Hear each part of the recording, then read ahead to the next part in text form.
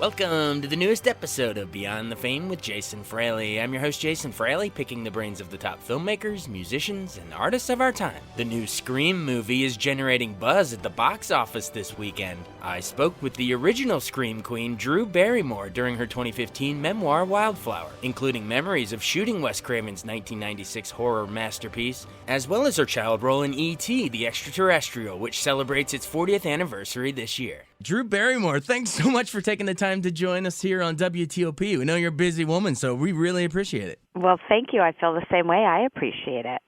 Okay, well, everyone knows that you were born into Hollywood royalty, and we all know and love all of your flicks. But why put pen to paper here and tell it in your own words? I think it'll be a good stocking stuffer if you ask me. Oh, good. I think it's a very optimistic book, so I like optimism, especially during the holidays. And therefore, I think it is a nice holiday book because it's cheerful, and it surprised me writing it that I actually was like crying as I was typing too. It's emotional, but I also was laughing all the way through it, and I always wanted to write. It was always sort of this dream or goal of mine, but I just did not have the organized time, the bravery, and probably enough life experience, which Right.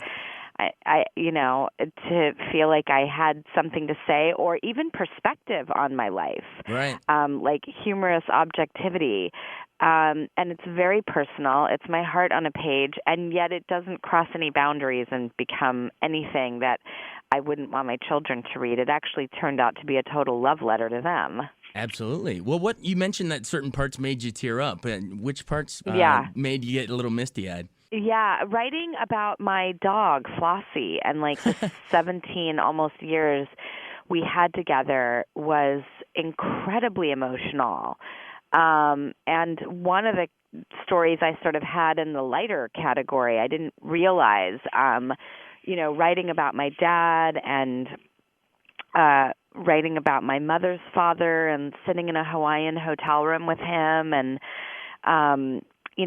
things that sort of came out of nowhere and made me realize that they were a lot more profound to me than I had even realized. Writing about my best friend, Nancy Javonen, who's a Taurus, and my mother is a Taurus, and my daughter Frankie is a Taurus. And although I don't put a ton of stock in the whole astrology thing, it was a great literary way for me to, talk about these women in my life. Is that sort of like a through line? Yeah. So I tried to have heads and tails of stories that would help give it a setting, but then also take you where maybe I didn't even expect it to go. I tried to write clear and concise, but I also tried to keep it unobvious and not just so paint by the numbers. It was such a pleasure to write. It came effortlessly, even though I put so much effort into it. Something about it didn't feel, like, oh God, I got to go write again. I ran to the typewriter, 3 days a week for 2 hours a day. And I got to be the kind of mom that I want to be, which is with my kids. And instead of a job taking me so far away from them, it didn't. I wrote it at my house, and it was perfectly conducive. Yeah. It was great. That's awesome. You mentioned your father. I know you devote part of the book with your relationship with you and your dad, but you said it was sort of in small doses, memorable moments, sometimes dark, sometimes humorous. I mean, he was just such an unreliable, hilarious, tornado. Of a person. I think I equated him to part unicorn, part violent storm. And that's what he was. It was very tumultuous and sometimes, honestly, just downright scary. And as you get older, you get out of your fear and more into a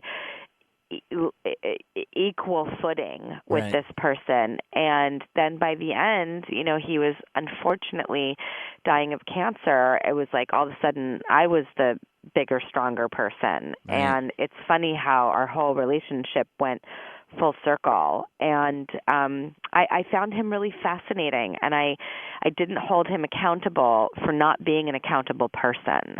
And there was a tremendous amount of forgiveness and understanding that we had between each other, which, father to daughter who don't have a healthy orthodox relationship can really go the other way. And ours didn't. It was very appreciating. Absolutely. In addition to your father, there was obviously also Ethel Barrymore, and then you're I guess you're the grandniece of Lionel Barrymore. Yes. Mr. Potter, Yes. very, very timely this time of year. Do you have any memories of I know. Lionel Barrymore? And Best Christmas movie in the world, It's a Wonderful Life. I agree with you. When was the first time did he sit you down and show you that, or how does that even work when he's actually your grand uncle? I know. Unfortunately, I wish he was the one who turned it on for me. I just saw it when I was a really little kid and loved it so much, and it was probably my mom that showed it to me. I didn't really know any of them because they all passed away before I was born. I really only knew my father. Okay. I know. So I just, luckily, they left me this treasure box of books and movies and all these wonderful ways to connect with them, albums with their voices on it. But I have to idealize them from afar, although I feel so close and connected with them. Funny how the spiritual world works. Absolutely. Yeah, I mean, if you think about it, I mean, most people out there in the world don't get to have those awesome quote-unquote home movies that you get to have. It's pretty special. Yeah, it's a decent trade-off because I would have much preferred to have Christmases with them and all that good stuff, but I'll take it. For sure, definitely. I know also in the book there's a part called, there's a whole part, School of E.T., which is also timely because, the great screenwriter just passed away of the movie. But I know. I know Melissa Matheson. Yeah. Do you have any memories of her and also or Mr. Spielberg, how you got into it? You auditioned for Poltergeist, right? And that led to E.T.? I did. I was just a kid actor going out on, auditions and trying to land jobs, and he was sitting in for the director of that film, and he told me I was not right for this part. I was crushed. I thought I had really won him over with my crazy stories, 6-year-old's imagination. And luckily he said, I'm making another movie. It's called A Boy's Life, and I'd like you to come in and meet on that one. And I, through many auditions, ended up getting that part and having, honestly, what was just the most joyous experience of my life. And then they changed the film's name after we made it and called it E.T. Do you have any fond memories of, because you're all sort of kids at the time, but the boy that played Elliot. Yeah, Henry Thomas. Yeah. Oh, yeah, we all had the best time. We all went to school. I called it the School of E.T. because we all went to school together every day in this little schoolhouse. It was on this old Hollywood lot that had a very bungalow-like feeling, very old Hollywood. And we were in this little tiny schoolhouse, and we just had so much fun together. It was a real group of misfits, and everybody felt very empowered by Stephen, and imaginations were allowed to run wild, and it was such a healthy, safe, lovely environment. It really was one of the best experiences of my whole life. What is it like acting across, sort of a cutting edge puppetry like that? You know what I mean? I mean, it's how do you even act like that when it's not a real person like that? I mean, especially at such a young age. Well, I have to say, I feel lucky because he was actually in the room, and I feel like now you'd be acting to a green screen and a tennis ball. True. And to be filled in later. So I actually miss the era of when puppetry existed and things were actually live on camera. For sure. I mean, it's amazing what they can do nowadays. So look, here we are. We're only moving forward and better. But I kind of like kicking it old school with some puppetry. I'm kind of with you. It gives a little more soul to it because it's actually there. It is. It's right on the film slide. The most important ET question. Did you, all the kids on set, ever eat Reese's Pieces? Oh, yeah, we did. They were always around. Awesome. Well, I know I've always wondered that. He's leaving little trails for E.T. Oh, yeah, totally. They were always on set. Yes, we definitely nibbled a few here and there. Those are your Hansel and Gretel breadcrumbs around set.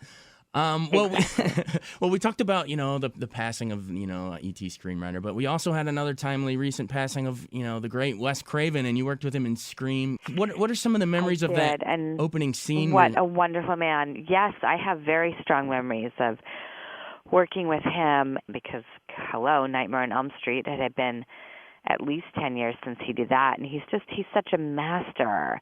And we thought, we really want this film to become, something that can go on and on and on. If we could ever be so lucky to work with a master, it might reach that potential. And so I worked really closely with him. And then when I was doing my 8 days of filming for the beginning part of the film, I was so close to him, and I actually told him the secret that if he told it to me, I empowered him with this information that he could use, because I didn't want to use any fake tears. I wanted to be crying. I don't ever like to resort to glycerin running down my face. But I was like, I'm going to have to cry for 8 days straight. So let me tell you this thing. And so he would tell it back to me, and it always got me to cry. What's the secret? Are you allowed to say? I'll just keep it between us. But it's nothing salacious or weird. It was this thing I heard that happened in the world that upset me so much. Oh, wow. It wasn't even my own story. But only you and Wes Craven knew it. Yeah, only we did. Wow. And I was always very close to him because I didn't want to talk to people in between takes because I had to be at such a sort of agitated, flipped out state. So I just stayed by his side. He was incredibly safe, and he was just the warmest, kindest, loveliest man. Funny how someone who's a king of a horror genre could be so gentle and so the opposite of what you would think he would be. Absolutely. Well, I mean, it might be hard to believe, but you, what Psycho was back in the 60s, you were to all of us in the 90s. I'm honored by the reference. Honored. Awesome. Well, I know you got to make the rounds here, so I wish we could talk forever, but we got to let you go. But the book is called Wildflower. Any final words of why we should, pick this up, maybe buy it for someone over the holidays? Well, I mean, I think going back to, what we first started saying, it is a cheerful, optimistic book and hopefully surprisingly emotional here and there. But I think I wrote it with this feeling of such warmth, and I think that's what you want and need around the holidays. You need to be enveloped in warmth. Absolutely. Well, thanks for enveloping us for at least, 10 or 15 minutes. We really appreciate it. Thank you. Thank you so much. I really appreciate it. We really appreciate you. Are you kidding me? Everybody, that's Drew Barrymore on WTOP. Thanks so much. Thank you. Thank you very much. Happy holidays. Happy holidays to you. Thanks so much for joining us on Beyond the Fame with Jason Fraley. Remember to hit the subscribe button and give us a 5-star rating if you like what you hear. We'll see you next time.